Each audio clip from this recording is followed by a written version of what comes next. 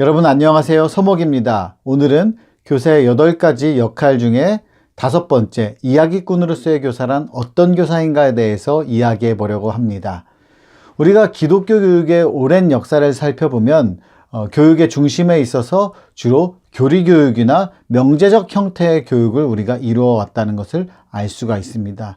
그러니까 A는 무엇이다, B는 무엇이다, 이런 형태로 교리적 형태로 굉장히 딱딱한 형태로 교육 형태가 이루어져 왔었다는 것을 우리가 깨달을 수가 있습니다.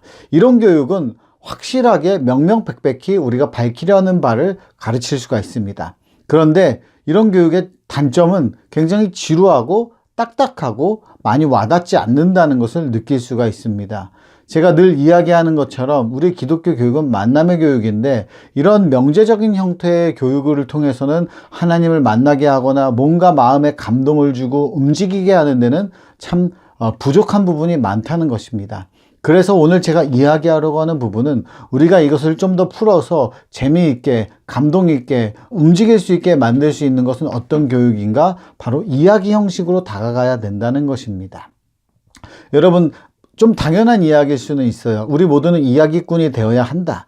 이 말이 무엇이냐면은, 이야기는 줄거리라고 해도 되고요. 영어로는 플롯이라고 해도 되고, 스토리라고 해도 됩니다. 어떻게 되었든 간에 우리는 이야기꾼이 되어야 되는데, 예를 들면 우리가 아이들에게 하나님은 사랑이란다 이렇게 가르칠 때 그렇게 말로만, 명제적으로만, 교리적으로만 가르치면 잘 와닿지가 않습니다.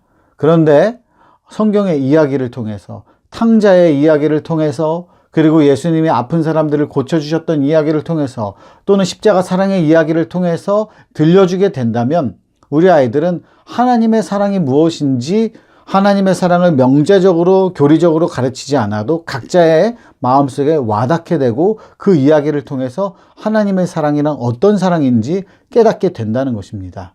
이야기는 이렇게 직접적으로 명제적으로 원칙이나 원리를 가르치지는 않지만 오히려 우회적으로 이렇게 소개를 하면서 더 직접적으로 와닿고 마음에 그런 울림이 있게끔 만드는 힘이 있는 것이 바로 이야기라는 것입니다.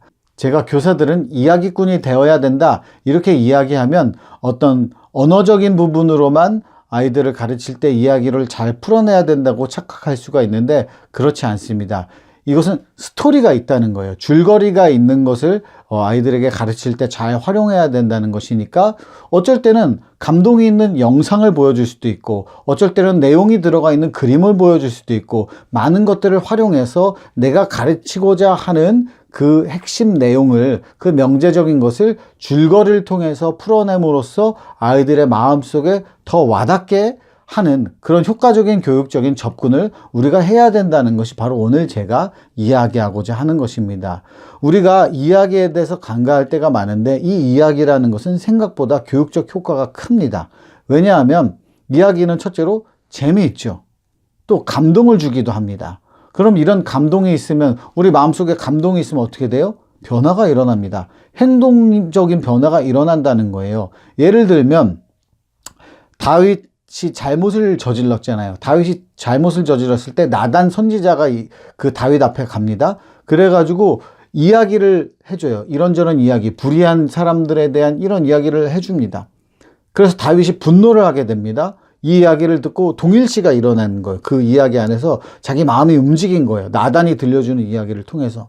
그러니까 다윗이, 아니 그런 사람이 어떻게 있을 수 있냐 막 이런 식으로 하니까 나단이, 그게 바로 당신입니다 이러면서, 내가 그랬구나 깨닫고 회개하게 되는 역사가 일어났다는 거예요. 직접적으로 당신이 잘못했습니다 이렇게 이야기하기보다 돌려서 어떤 예를 들어서 줄거리가 있는 이야기를 통해서 들려주었을 때 그 마음속에 더 큰 와닿음이 있었고 회개가 일어났다는 것입니다. 그렇습니다. 이야기 안에는 즐거움도 있고요, 감동도 있고요, 동일시되는 효과도 있고, 자기의 행동을 변화시키게 하는, 그런 행동을 하게끔 하는 요소도 있고, 변화시키게 하는 요소도 있다는 것입니다. 그리고 나아가서 어떤 것도 있습니까? 치유도 나타납니다. 이야기를 통해서 치료가 일어난다.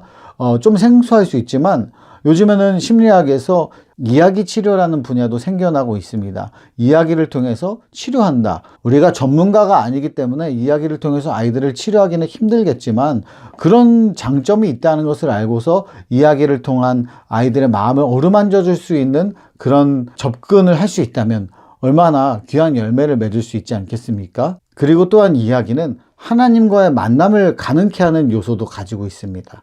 우리는 때때로 성경의 이야기뿐만이 아니라 성경적 세계관의 이야기를 가진 책을 통해서 하나님은 이런 분이구나 깨닫기도 하고, 하나님을 직접 만난 것만 같은 내 마음속에 뜨거움이 일어나거나 아니면 변형이나 아니면 어떤 체험적인 사건이 일어날 때가 있습니다.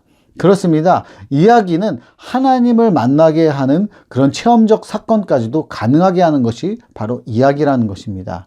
그렇기 때문에 저는 개인적인 바람으로는 나니아 연대기와 같은 그런 성경적 세계관을 가진 이야기, 동화책이라든지 소설 같은 것도 많이 생겨나면 좋겠고 영화도 많이 생겨났으면 좋겠다, 이런 생각이 있습니다. 왜냐하면 영화를 보면 기독교 영화다 이러면 너무 그냥 구체적으로 성경 내용을 그대로 거의 비슷하게 만들거나 아니면 교회의 이야기를 가지고 영화를 만드는데, 그게 아니라 성경적 세계관을 가지고 이야기를 잘 구성해서 그것을 가지고 글을 쓰기도 하고 그것을 가지고 영상을 만들기도 해서 퍼뜨리면 오히려 아이들에게 가르칠 때도 큰 영향력을 끼칠 수 있지 않을까, 저는 그런 생각이 듭니다.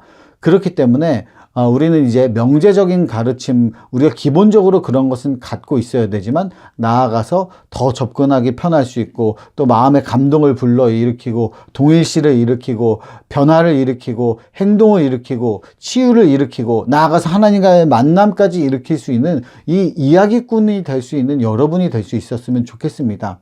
여러분, 지루한 선생님 말고 이야기꾼이 되어서 모여들어서 많은 아이들이 우리의 이야기에 집중을 하고 그 이야기를 통해서 흥미가 일어나고 그 이야기를 통해서 즐거움이 넘치고 그 이야기를 통해서 변화가 일어나고 그 이야기를 통해서 하나님이 누군지 깨닫게 되는 그런 재미있는 이야기꾼, 스토리텔링에 능한 선생님 여러분 모두 될 수 있으면 좋겠습니다. 오늘도 부족한 제 영상을 봐주셔서 감사합니다. 다음에 또 찾아뵙겠습니다. 안녕히 계세요.